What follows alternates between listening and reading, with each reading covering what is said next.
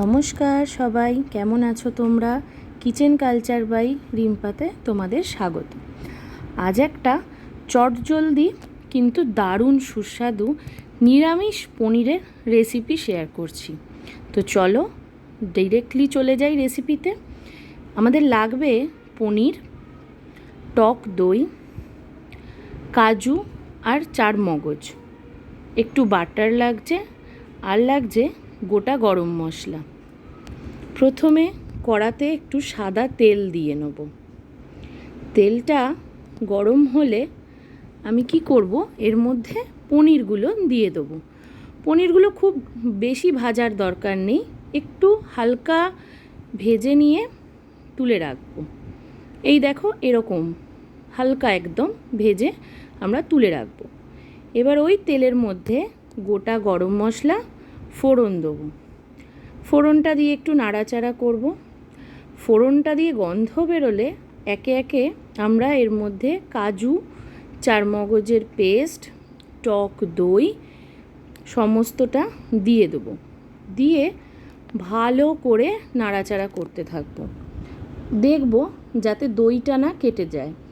এই সময় কিন্তু গ্যাসের ফ্লেমটা মিডিয়াম রাখবে।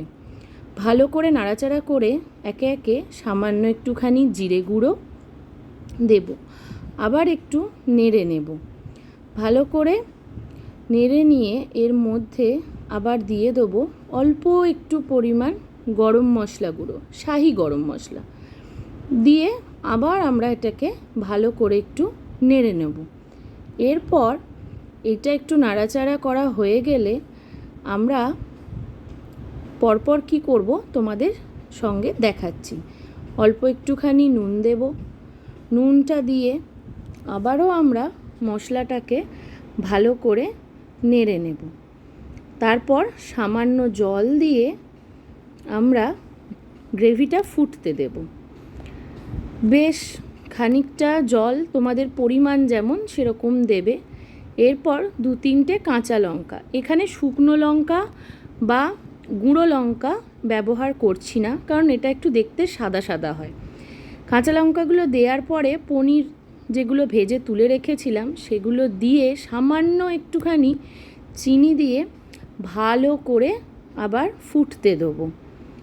এবার দেখব আস্তে আস্তে যখন ফুটে উঠবে তরকারিটা, তার মধ্যে কসৌরি মেথি হাতে একটু ক্রাশ করে নিয়ে আমরা ওপর থেকে ছড়িয়ে দেবো।